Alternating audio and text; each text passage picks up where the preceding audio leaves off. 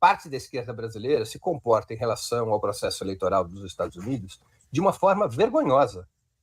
Não tem outra palavra para empregar. Aparentemente, o que provoca esse comportamento vergonhoso é o medo do fascismo, o medo de Trump, o medo do lugar para onde o mundo está caminhando, que é para uma confrontação entre campos.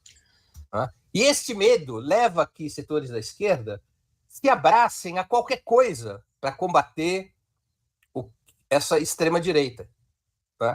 Isso abre portas para que setores e lideranças de esquerda simplesmente esqueçam tudo para defender a democracia liberal contra a extrema-direita e passem a apagar nos seus pronunciamentos, nas suas posições, quaisquer diferenças ou contradições ou antagonismos em relação ao Partido Democrata. Então, nós vimos várias pessoas de vários partidos, porque isso é transversal, passa pelo PT, pelo PSOL, pelo PCdoB, uma política de submissão em relação ao Partido Democrata, tratando o Partido Democrata como se ele fosse uma contraposição profunda, antagônica ao Partido Republicano, como se fossem blocos políticos antagônicos entre si, quase como se o Partido Democrata fosse esquerda. Isso não é. Então, qual a situação que nós temos? Os democratas e os republicanos são duas alas do mesmo sistema imperialista. Qualquer que seja o resultado, os inimigos dos povos continuarão governando, com Trump ou com Kamala Harris, ou qualquer que seja o candidato democrata, daqueles candidatos democratas que estão no jogo. É rigorosamente uma solução dentro do bloco imperialista, dentro do bloco que representa os piores interesses da burguesia norte-americana. Portanto, é razoável, penso eu, que uma pessoa de esquerda ache melhor para o Brasil que ganhe a Kamala Harris e não o Trump. Razoável. Olha, para o Brasil seria muito ruim se ganha o Trump, porque isso fortalece o Bolsonaro. É uma boa análise. É uma análise, pelo menos, digamos assim, séria. E pode-se concordar ou não com ela, mas é uma análise séria. Agora, a vibração, a euforia, o encanto, a apologia a Kamala Harris, isso é vergonhoso. É vergonhoso de um jeito inacreditável. Eu vi ministro do governo Lula, um caríssimo amigo e companheiro meu, o ministro Paulo Teixeira, fazer um post no Instagram comentando a desistência do Biden, ainda antes de saber que o nome que Biden apoiava era Kamala Harris, e a trilha sonora desse post era o hino dos Estados Unidos.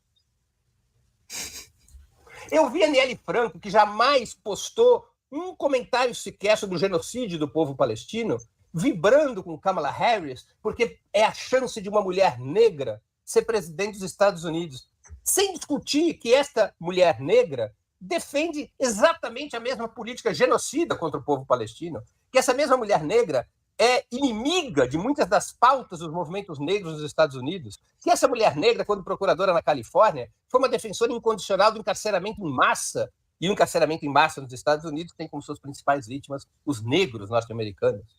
Eu vi a minha querida Jandira Fegali argumentando vibrantemente essa hipótese também, é a chance de uma mulher negra ser presidente dos Estados Unidos. Há exceções. Eu vou até destacar uma exceção, porque é uma jovem militante petista que teve a coragem de afrontar essa corrente de ilusão e sedução com o Partido Democrata americano, que foi... Ela é candidata a vereadora até em Recife, eu até pedi para você colocar o post dela, porque eu acho que... A Cari Santos. Isso, olha só. Aqui temos a Karina Santos. Biden desistiu das eleições presidenciais. Quem vai substituí-lo vai implementar a mesma política imperialista norte-americana. Nada mudou. Ou seja, ela adota um ponto de vista que está faltando nas gerações mais velhas, que é um ponto de vista conduzido pelo medo, que é simplesmente anular a natureza do Partido Democrata e da própria Kamala Harris para, de uma maneira eufórica e acrítica, vibrar com a candidatura da atual vice-presidente dos Estados Unidos. Isto, para mim, é a anal da insensatez, né? Essa postura. Vou te dizer mais. Nós vimos o Felipe Neto, que até outro dia apoiou o golpe contra Dilma Rousseff e a Lava Jato, o Felipe Neto assumindo uma postura muito mais combativa, clara e firme do que vozes tradicionais da esquerda. Ele disse claramente coisa parecida que a Cari Santos disse. Então, nós temos aí uma capitulação ideológica de setores da esquerda que conduz à desinformação, que deseduca a militância, que deseduca a esquerda brasileira. Não há problemas em achar que Kamala Harris é melhor do que Trump. Não há problemas em torcer para Kamala Harris contra Trump, porque Trump significaria provavelmente um ativo em favor do bolsonarismo. Não há problemas em torcer para Kamala Harris pensando, digamos, na lógica da política brasileira. Agora, euforia,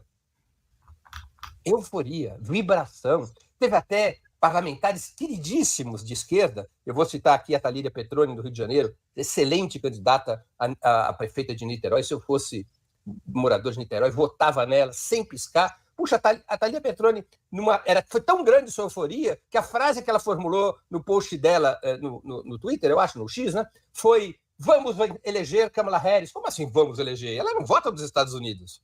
Ela vota no Brasil. Então, essa euforia, ela é muito grave. Ela é muito lamentável, sabe, Daphne? Eu estou falando até com uma certa indignação, porque eu me senti péssimo ontem, porque mostra como a esquerda brasileira está contaminada pelo liberalismo.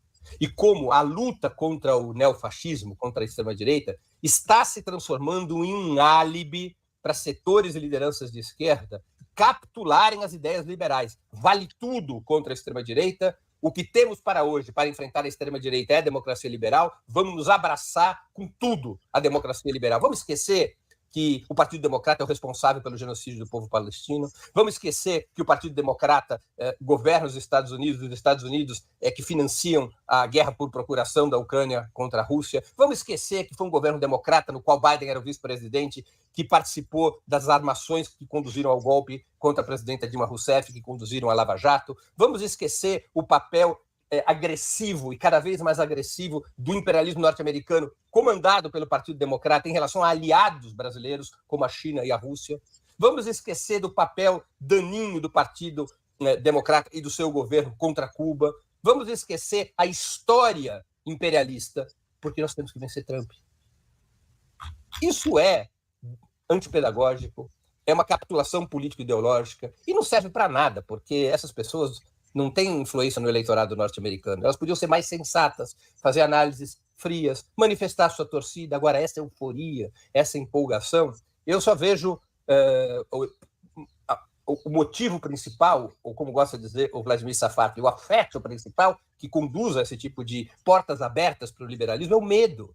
Walter Pomar, eu conversava com ele ontem à noite, eu sei que você costumeiramente em entrevista, ele hoje, também postou isso, hoje. Ele reforçou essa ideia na conversa comigo, ele publicou um artigo muito interessante a esse respeito no blog dele, dizendo, é o medo. As pessoas estão com medo, nós temos uma esquerda medrosa,